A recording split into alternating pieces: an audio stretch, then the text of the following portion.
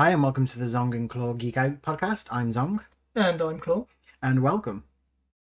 Hello. Wow, hello.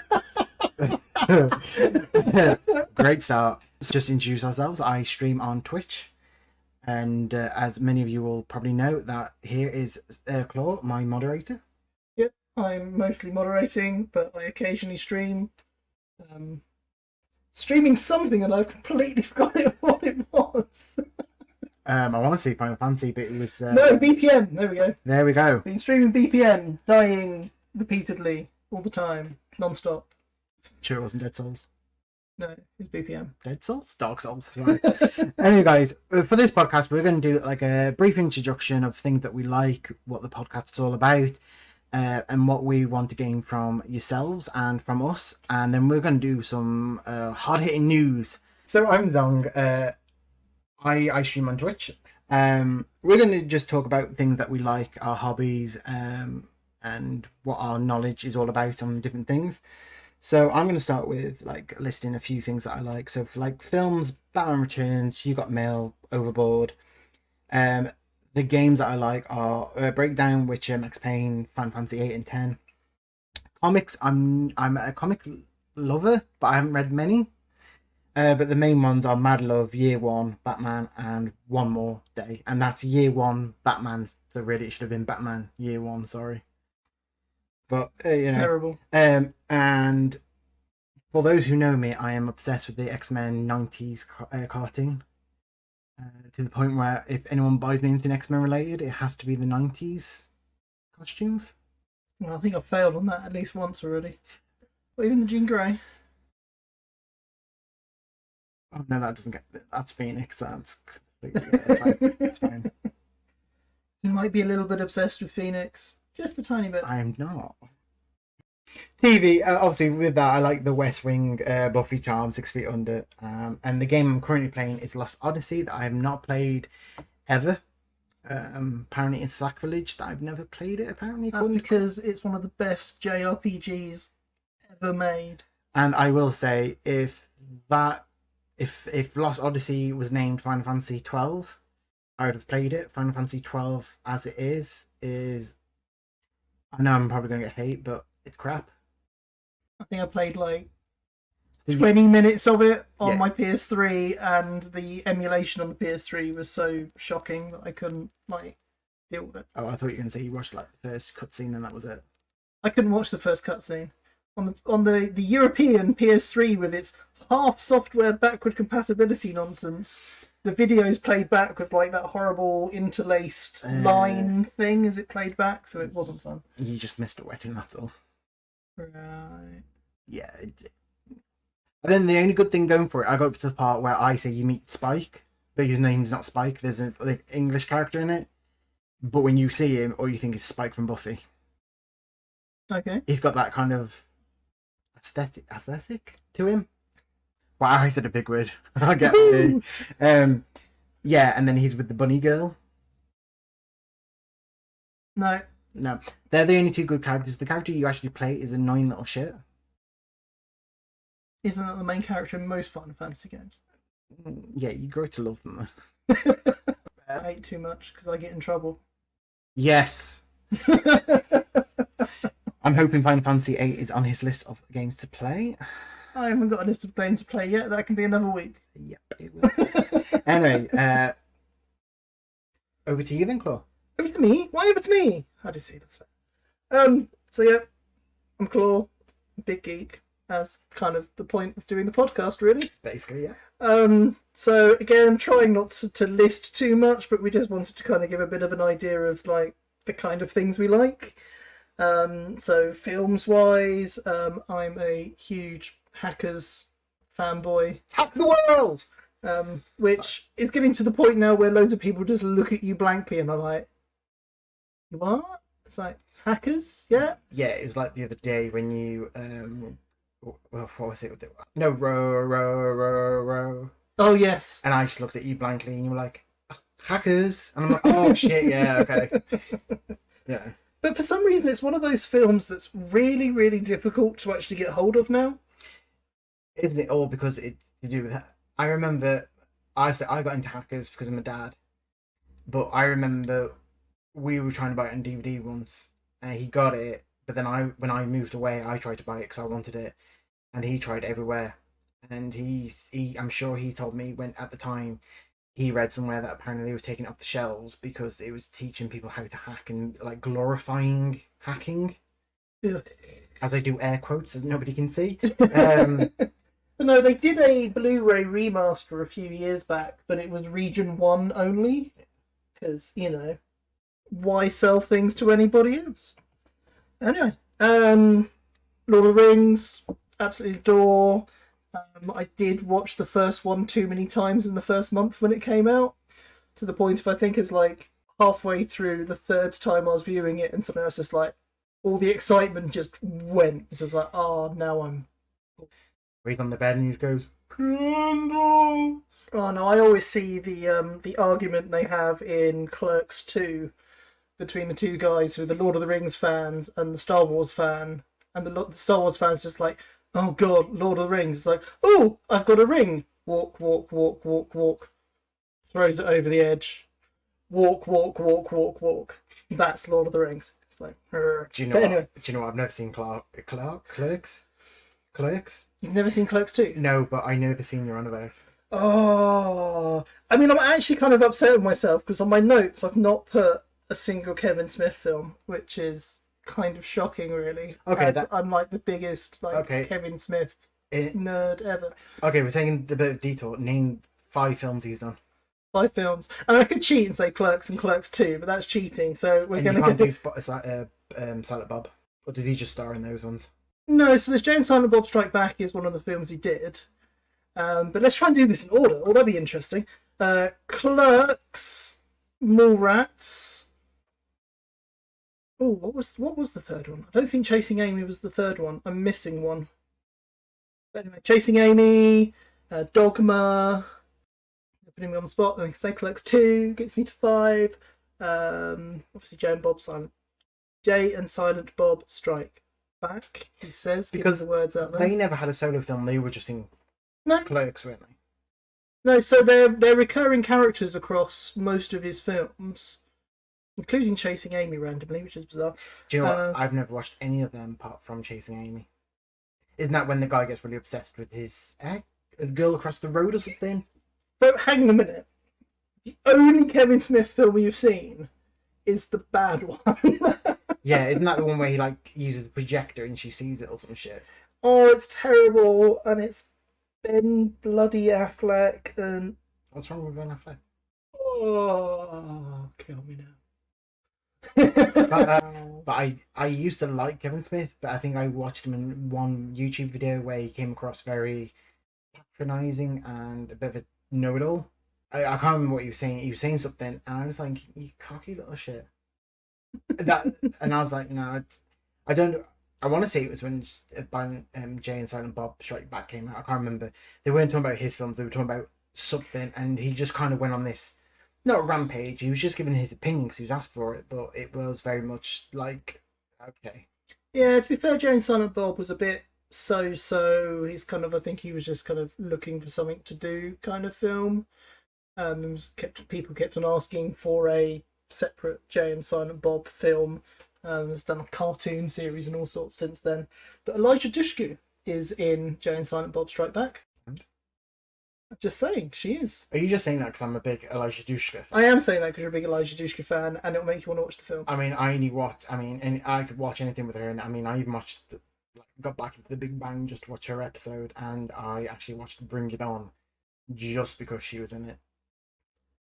I wouldn't have watched I watched Bring It On as well because what's her name is in it? Who played Mary Jane in the original trilogy? Kristen Dunst. Kristen Dunst. Yeah.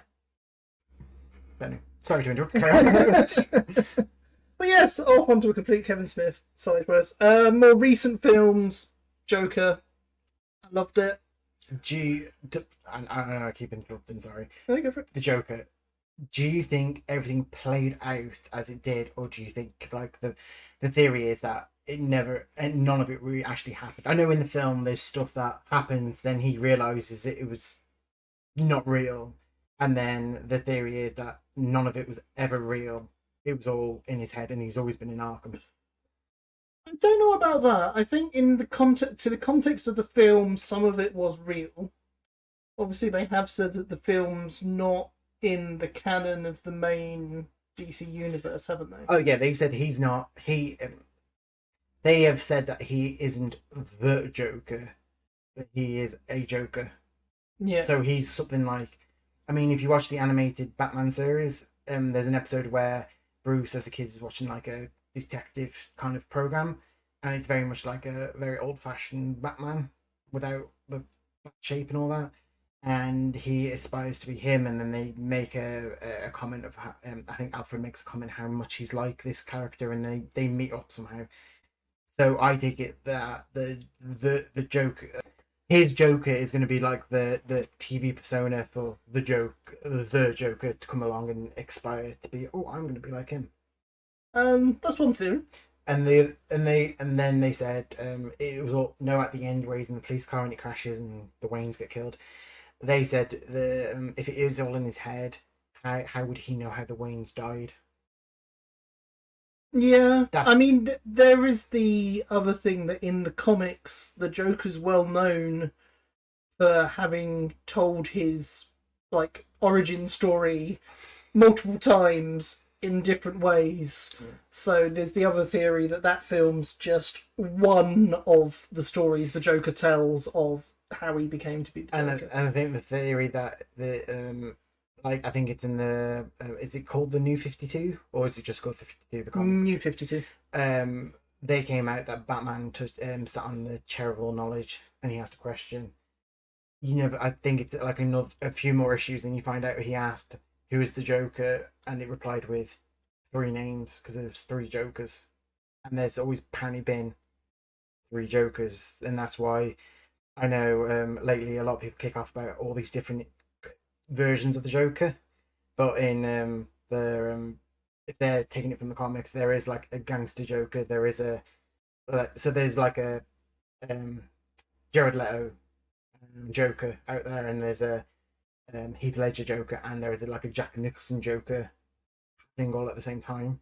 Yeah. But yeah, so you know, I mean that makes sense. I did think of something else while you're saying that. That's then immediately gone out of my head, as it always does. I think it was about the New 52. Oh yeah, that was it. The New 52. What a joke that was. No, it was the whole thing that they went through this whole hoo-ha of like wanting to reset absolutely everything because a load of their comics and everything could like failing miserably and a load of storylines had gone rough. Apart from the fact that Batman was selling really, really well. of course. So the whole concept of the New 52 is everything restarts and most of the comics then pick up 5 years after the events, apart from Adventure Comics, which is retelling Superman's backstory. So you had Superman, which was from the 5-year point, and Action Comics that was from the right at the beginning of everything. But they didn't want to reset Batman's story. Everything that happened in Batman from the dawn of time to 2007, whenever it was, I can't remember the exact year now, but everything that happened in that time, including him having a son who's now, I think, 8 years old at that point, all happened in a 5-year window of time. Well, it's just made no sense whatsoever. Well, this thing didn't talking about his son. I presume we're talking about Damien. Yeah, with Talia, the one who became the very young Robin. Yeah. So I know I think I read a comic with him in online, and it was that whole persona. I'm the next Batman. I'm better than you. Mother taught me this. Mother taught me that. So basically, he is literally what they want Batman to be. Well, depending on what origin story you go off. But the fact is, a lot of people complained so much about Damien, they killed him off. To the point that when they did kill him off, they all complained that they killed him off, and now he's back. Well, no one stays dead forever. I mean, probably my biggest hate on that is the fact that they brought Gwen Stacy back. The whole point of Gwen Stacy was that she was supposed to stay dead. Okay, well, we're talking about Gwen Stacy. Who killed Gwen Stacy in the comics? Not the films or anything. In the comics, who killed Gwen Stacy? It depends on if you mean who physically killed her or who metaphorically killed her. Because it was Spider-Man trying to save her that ultimately killed her, although she would have just hit the floor and died anyway. Yeah, I was watching a video about it, and even the writer or the writers now knew what was whatever, they said no, Spider-Man killed her, because all the Green Goblin did was drop her. It was Spider-Man actually throwing his web out to her ankle and pulling her. They talk about physics and everything, of how him yanking her basically gave her whiplash and snapped her neck. And they talk about how for many years nobody realised in the comic above her head there's a big massive crack. And I think that's because people didn't. A lot of people went, "Oh crap, her neck's cracked." I think it's like a powwow from Batman. You just presume, oh, it's just a side effect of his webbing or something. Yeah, I think a lot of people didn't want to believe that, so there was a lot of debate at the time and since around, was she dead before she was dropped, or did that kill her? Which I'm pretty sure is fairly clear that it was her neck snapping that killed her, but on the drop she would have died anyway, so it's not really that Spider-Man didn't kill her in the sense of she would have lived if he had not acted. But that is one thing I like about the film they did when, I mean, in the trailer, as soon as you see her drop, instead of doing the ankle, he grabbed her like belly and like pulled her. And this is where they argue as well. Did her head hit the floor and basically that's how she died, or did her neck crack? But when I rewatched it, you do hear a thud. Because obviously her body arches as he yanks her back, and obviously it's too late because she's too close to the floor. Yeah. But then when you watch it, you don't quite see her head touch the floor, and I'm wondering if they did that just to leave. They deliberately left it ambiguous to kind of mimic the comics. Anyway, sorry, we keep going on tantrums. I know we do. Apologise. I know, we just like detoured off, talked about the end of the golden age of comics and all that kind of thing. So anyway, there's a lot of people going, the golden age what? So do we have to go over that very quickly? No, we don't. Very, very quickly. Go on. The golden age of comics was pre the events that we were just talking about of Gwen Stacy dying, which comics were doing very well, but it was very... I don't remember exactly when it was now. I think it was the 80s that happened. Oh, can I butt in as well? Go on then. And that was the first death in a comic of a main character, wasn't it? Yeah. Well, that was the point, is during the golden age of comics, it was all very much kind of children cartoon. Everything was nice and happy. Nobody died. It was all kapows, splats. There wasn't, like, even bad guys weren't killed in that sense. They were knocked out and dragged away to prison or whatever. And Gwen Stacy dying was that kind of twist that brought that kind of more grown-up, grittier edge back into comics, which had been there in the past. So basically, we have to blame Gwen Stacy for dying for making Gotham City plunge into darkness. At that point, although I'm pretty sure Dark Batman had existed in the past, but it was its own thing. It wasn't the norm. Computer games. So yeah, I like pretty much anything and everything that is pixels on a screen, really. I think I definitely describe myself as a gamer as a hobby rather than somebody who plays games, if that makes sense. As in, I really get into the industry and the technology and everything about it. Now you explain it that way, then yes. The way you playing games, I like it as a hobby, not like people playing the games. It's like, what? But no, I know what you mean, because I know you talk to me about, like, I'll say, oh, this game looks good, and you do talk about the company or who's behind it, and like we talked about Lost Odyssey, and I said about, oh, if this was how Final Fantasy 12 would look, I would play it. And then you telling me about how the director just left Square Enix or whatever. Yeah, I'm not sure at what point he did leave Square Enix, but it was the guy who created the original Final Fantasy, and I don't know what number he actually went up to, but he then split off from Square and formed the company that made Blue Dragon and then Lost Odyssey. So the first game I ever completed was Nights into Dreams, which is a weird, slightly niche game that loads of people haven't heard of. Is that the Sega one with the weird little jester thing? Yes, because it was on the Sega Saturn, which only sold like 12 million units in itself. So Nights into Dreams didn't do so great. However, what I did find hilarious, because at the time was during the whole Sony joining the market with the PS1, and I hated them massively because even though they were there to put one up on Nintendo, Sega seemed to be the ones who got caught in the crossfire and got completely demolished by the whole thing.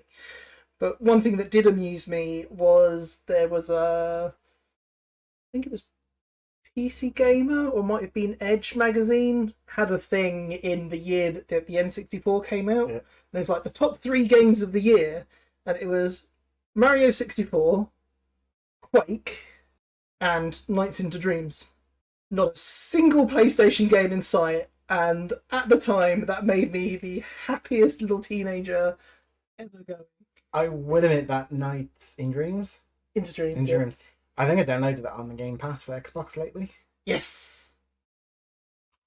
How the hell did you even play it? Oh, it's amazing. Once you get into the flow of it, it's so good. I'll have to play it again because I did see it on your Xbox. On your game library. Yeah, I'll have to teach you. But from what I remember of it, I was like, oh, because everyone raves about this game. And I saw it and I thought, oh, sod it, I'll give it a go. Yeah.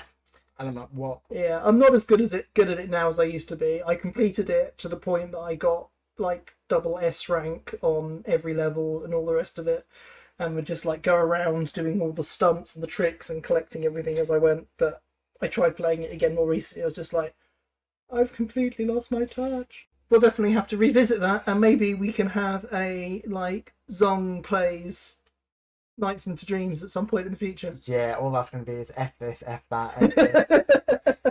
Open the window, out goes the controller.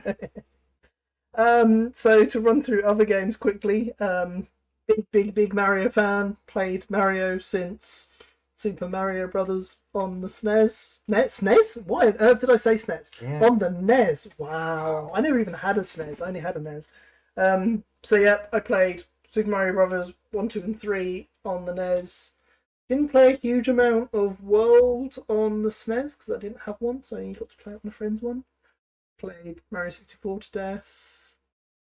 Played Sunshine about halfway through the first time because that game is hard. That game is ridiculous. You're going to hate me now. Why? The only one I've obviously played the Game Boy once, but didn't really get far. The only game that I think I got near completion was 64. Mario 64. Which is impressive because that's not an easy game. And that's it. When I get 3D World remastered on the Switch, we will have to sit down and play it because that game is genius. Tell a lie, I do play a lot of Mario Kart. Well, I used to. We still not played Mario Kart. Let's play Mario Kart. Mass Effect is another huge, big game of mine, partly because it's that 90s era sci-fi kind of feel to it. So I'm a big like Babylon 5, Star Trek, etc. kind of fan. Kingdom Hearts is on my list because who doesn't love Kingdom Hearts? Love Halo. Halo was quite a pivotal game for me because I grew up, while I had like a NES and the Sega Saturn for games you had on that, I then became very much like the big dweeby PC gamer. Didn't touch consoles for a while. Actually, that's a lie. I did touch consoles, but I very much played, again, doing the air quotes that nobody can see, console games on them, and then kept like first-person shooters and stuff like that to only ever playing on PC. Yeah, but do you ever feel weird when, like, even if you see me and Demi play a game that you know you've played on PC, because I get it where I'm like, oh yeah, I played on PC, and people look at me and go, is it on PC? And I'm like, where do you think it originally came from? Like Half-Life. Everyone bangs on about Half-Life. Used to bang on about Half-Life to me. And it's like, yeah, I play it on PC, and they're like, it's a new game. And I'm like, what do you mean? They're like, it came out on the Xbox, and I'm like, Yeah, it started off on the PC. like 3 years ago. And there you blankly, but then I'm like, and then obviously you get the whole argument of PC's not really a game. Well, again, that's the difference between people who play games and people who are gamers as a hobby. Yeah. Is people who just play games only really know The whatever ecosystem it is they kind of pay attention to. But no, so I was very much a first-person shooters and games like that where, you know, you must play that keyboard and mouse, can't possibly play that on a console. And then Halo came out. Halo was only on the Mac and the console, so there wasn't really an option for me to play it on my PC. So hang on, they made a Mac version. It was originally designed for the Mac, and then Microsoft got them to bring it over to console. Cool. This one wasn't Microsoft made, because I think it did come out on the Mac in the end. And it did, I think Combat Evolved did come out on PC, but it was a bit janky on the PC. So I ended up playing it on console. And that's what taught me to play first-person shooters using twin sticks, because it's like I kind of have to. And Halo 2 was only ever on Xbox, etc. And yeah, there's just something about the Halo games, just the story of them. The first three, anyway. The story of them really kind of dragged you in. I think we need to replay all of Halo. I'm now really wanting to. I was going to say the Master Chief Collection. Master Chief Collection, yeah. By the way, people, this is not sponsored by Xbox at all. I know we mentioned the Game Pass and Microsoft a lot. We are not sponsored. I've mentioned Sega quite a bit. Why are they flopped? A little bit of Nintendo. It's okay. You know, we can't help being like marginal Xbox. It's fine. Probably already obvious from the lengthy conversation about Spider-Man. That's one of my favourite comic book characters, along with Deadpool and Nightcrawler. Bam. No, still doesn't work. I'll show you the video of me doing it. Have you Banthing? Have you never seen my video of me disappearing and reappearing like Nightcrawler? No. TV wise, there's too much TV. Way too much TV. I mean, still to this day, Buffy is like my all-time pinnacle, #1 favourite TV show ever. As I've already mentioned, Babylon 5, Star Trek, pretty much anything sci-fi that came out in the 90s. Recently, after shunning it for the best part of a decade, I finally got into Drag Race, thanks to lockdown. I may have, during the initial months of lockdown, watched through all of seasons 1 to 11 of the US Drag Race. So if anyone kind of shocking. So if anyone's got any questions for him, by all means, email them in. I'm still not a Drag Race expert. I mean, surely people who do that must have like had the gall to sit and like rewatch series of it, which I don't think I could handle. Moving on. Oh god, what have I been playing recently? Loads more games again, which has been great. But I've been playing The Medium, which is probably, in terms of an actual next-gen game, the best you're going to get at the moment. But no, it's a lot of fun. It's very kind of, a lot of the playstyles, very old school Resident Evil, kind of fixed camera angles, wandering around, finding stuff. But it has some genuine scary moments. Tech-wise, it's gorgeous with the flicking backwards and forwards between the real world and the shadow world. I don't think she ever actually tells you what the hell it's called. But yeah, I've been playing, got back into Vermintide. Vermintide 2 is a million times better than the first one. It's a lot of fun. Been playing lots and lots of Diablo 3. And we finally hit level 70 for the season. We did. We've probably been a bit sluggish on getting level 70 for the season, but well, technically that's my fault for not streaming it. Well, we can play it off stream, but yeah, probably needs to get cracking with that to get the season rewards. But it's a big time investment doing the season. I think the fact that they make you go through the whole story again. Yeah, well, you've got two options. You either use that story to do most of your leveling, or you stick it on easy and just blitz through it in, I think, like an hour. I think you can probably do it just running past all the enemies and just killing the bosses. I played Cyberpunk. I'm not going to say too much about Cyberpunk because I think we can probably talk for like hours about Cyberpunk, and we will do another day. I do believe that's episode 2. It is episode 2, isn't it? I believe it's episode 2. Sometime in the near future, we will talk about buggy games, and spoilers, most of it will be about Cyberpunk. Phoenix Immortals Rising, so I thought I'd give it a go, and I'm actually like mildly surprised as to how much I'm enjoying it. Climbing is pretty much ripped off straight from Zelda Breath of the Wild. Yeah, but because I think it's because I know it's a Ubisoft game, I automatically go, it's free climbing. Like, when I say first, I mean like the first, like Assassin's Creed 1 and 2, the way it's very not sluggish or anything, just the way they climbed. I just don't like it. I think I think if you're a fan of Zelda and Breath of the Wild, it'll grip you more. And for those who've never played Zelda, who want to play Zelda, who can't get a Switcher, then I think this is an alternative for them. For me, it's hard to describe it as Breath of the Wild light, because Breath of the Wild's got more survival type elements. Your weapons break after you've used them like 2 times, which gets a little bit frustrating at times. But no, it is also a gorgeous, gorgeous game. Mostly because, again, a bit like you're finding with Phoenix, Breath of the Wild is a very, very particular mindset. Like Skyrim, like a lot of those games, if you don't like the grand, fairly slow exploration thing, sometimes it's not even that. I mean, as you know, as many people who do know me, I love Final Fantasy. I could play Final Fantasy blue in the face, but like there is the odd Final Fantasy that I can't stand. But a lot of people think I could play any game that is like Final Fantasy. There are some games that I've picked up that are very much like Final Fantasy. I am bored to tears. It has reminded me of another game for you to play if you've not played it already. Have you played Enchanted Arms? Oh, is that the guy with blonde hair with the arm on the front cover? Yeah. Do you know what? I bought that years ago. I can just remember it, but I didn't get far into it because I think at the time I thought this isn't Final Fantasy. Have you got that? I think I've got it somewhere, yeah. Sweet. Yeah, and then over the weekend we played the Outriders demo. As Song looks at me blankly, apparently. Yes. Not correct. That was a lot better than I thought it was going to be.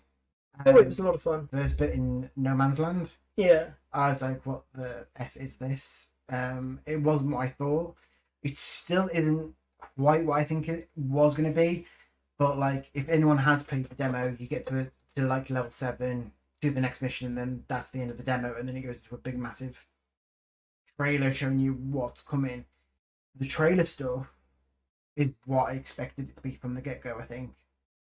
Yeah. I didn't expect the whole it looking like literally no man's land in the trenches, to being stuck in a building and being very like that kind of setting. I expected it to be like out in the wilderness. I think I expected it like an Anthem kind of thing where most of it outside. Yeah, I think what I'm liking about it, or at least the impression they've given from the demo, is it's a lot longer than I think a lot of games have been recently. Rather than you jumping in and immediately having all your superpowers and being amazing straight away and all this fancy armor and everything, it actually starts reasonably mundane. Obviously, you still got your superpowers, but you're in kind of fairly normal looking clothes. Whereas obviously from the trailers and the other advertising, you do get like the really fancy stuff. But then what I do like about it, which I only clocked it when we were finishing the demo, was you pick, there's like 5 classes, 4 classes, you pick your class. Then what I like about it, each class has 3 subclasses. I also find it kind of amusing that it's people may fly who've made the game, who've gone from making the utterly awesome Bulletstorm that is also like 2 seconds long. Bulletstorm is like one of the shortest games in creation, but it's amazing. And then they've kind of disappeared for a decade almost, because Bulletstorm I think was on the 360, wasn't it? It was on 360.